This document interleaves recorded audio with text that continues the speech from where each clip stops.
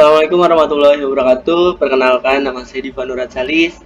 Saya dari program studi Sistem Informasi Fakultas Teknologi Komunikasi dan Informatika.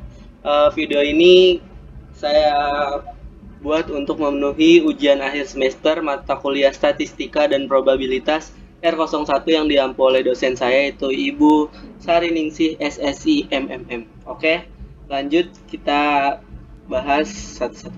Nah, yang pertama, materinya itu distribusi binominal. Contoh soalnya yang pertama, Josel melemparkan uang koin sebanyak 12 kali, berapakah peluang muncul gambar sebanyak 8 kali? Nah, pembahasannya, diketahui N sama dengan 12, X sama dengan 8. Yang ditanya, P dikali X sama dengan 8, nah sama dengan tanda tanya tuh. Nah, jawabannya itu, mula-mula, tentukan dahulu peluang muncul gambar dan angka pada satu pelemparan.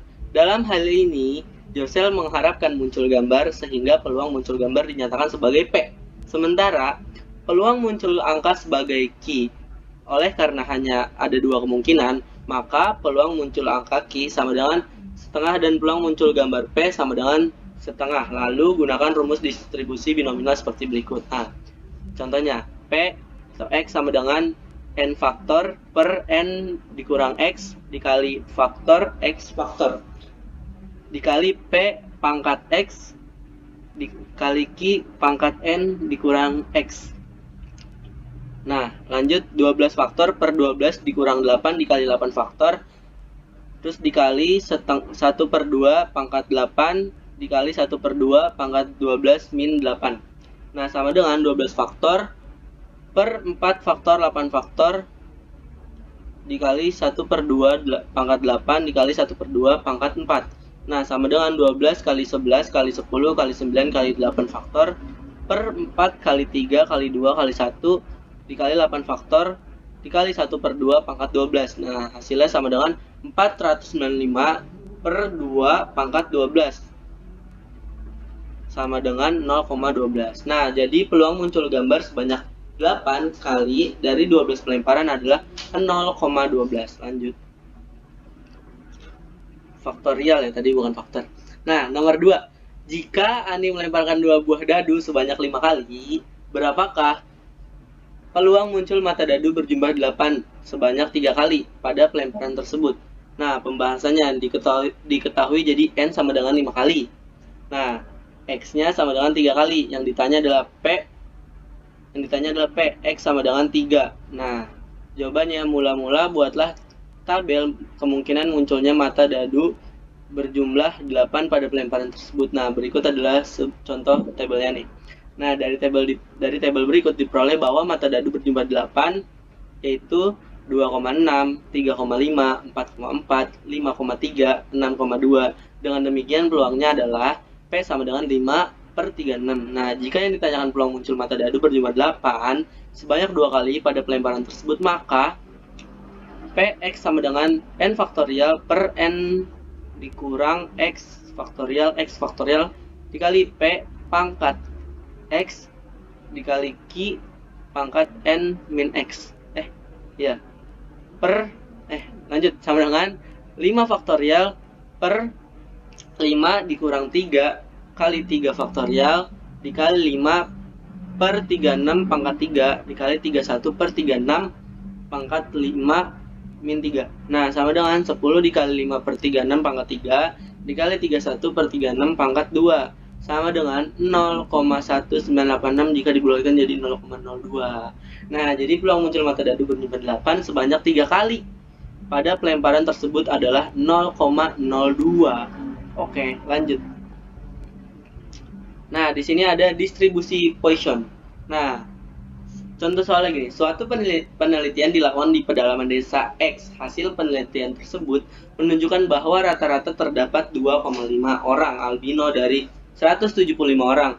Jika 525 orang diambil sebagai sampel percobaan, tentukan peluang diperolehnya orang yang bukan albino dengan menggunakan pendekatan distribusi Poisson. Nah, pembahasannya contohnya gini. Misalkan X merupakan variabel acak diskret yang menyatakan banyak orang yang bukan albino dari pemilihan 525 orang diketahui rata-rata sama dengan 2,5 orang albino dari 175 orang, jumlah sampel yang diambil sebanyak 525 orang, yaitu 3 kali lebih banyak dari populasi semula, sehingga rata-rata sekarang pada populasi 525 orang adalah 3 kali 2,5 sama dengan 7,5. Peluang diperolehnya orang yang bukan albino dari sampel tersebut adalah P X sama dengan 0 sama dengan 7,5 pangkat 0 pangkat min 7,5 per 0 faktorial. Nah, sama dengan 0,00055. Tuh guys, lanjut. Nah, nomor selanjutnya, seseorang pegawai asuransi jiwa menawarkan rata-rata 3 kebijakan asuransi setiap minggunya dengan menggunakan distribusi Poisson. Tentang peluang kejadian, pegawai itu menawarkan setidaknya 1 asuransi dalam rentang waktu seminggu. Pembahasannya, misalkan X merupakan variabel acak diskret yang menyatakan banyak penawaran kebijakan asuransi dalam seminggu. Diketahui rata-rata sama dengan 3, sehingga dengan menggunakan fungsi peluang dari distribusi Poisson diperoleh nih P X lebih besar dari 1 sama dengan 1 min P kali X sama dengan 0 sama dengan 1 min E pangkat min 3 dikali 3 pangkat 0 per 0 faktorial sama dengan 0,950021. Jadi peluangnya adalah 0,95021.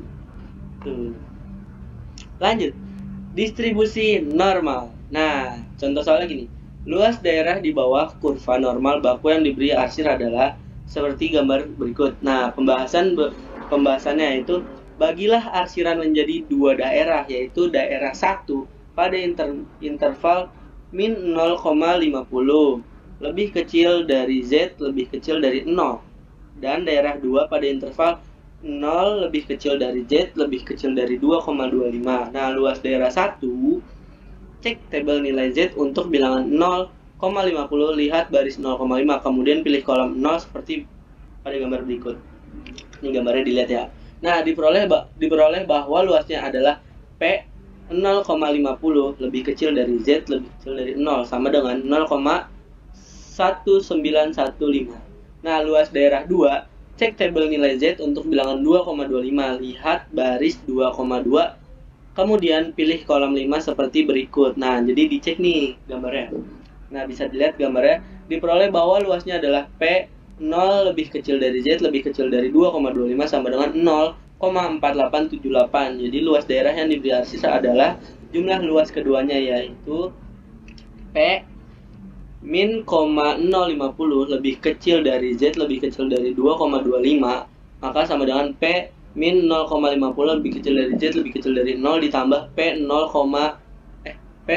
kurang lebih kecil dari Z lebih kecil dari 2,25 sama dengan 0,1915 ditambah 0,4878, jadi hasilnya 0,6793. Jadi luas daerah di bawah kurva normal baku tersebut adalah 0,6793. Nah, regresi dan korelasi. Jadi seorang peneliti ingin meneliti hubungan antara jumlah jam belajar dengan nilai ujian mahasiswa. Dia mengumpulkan data dari 10 mahasiswa dan mencatat jumlah jam belajar X dengan nilai ujian Y seperti berikut. Nah, ini adalah contoh gambarnya. Jadi ada yang pertama, hitung persamaan garis regresi linear untuk meramalkan nilai ujian Y berdasarkan jumlah jam belajar X.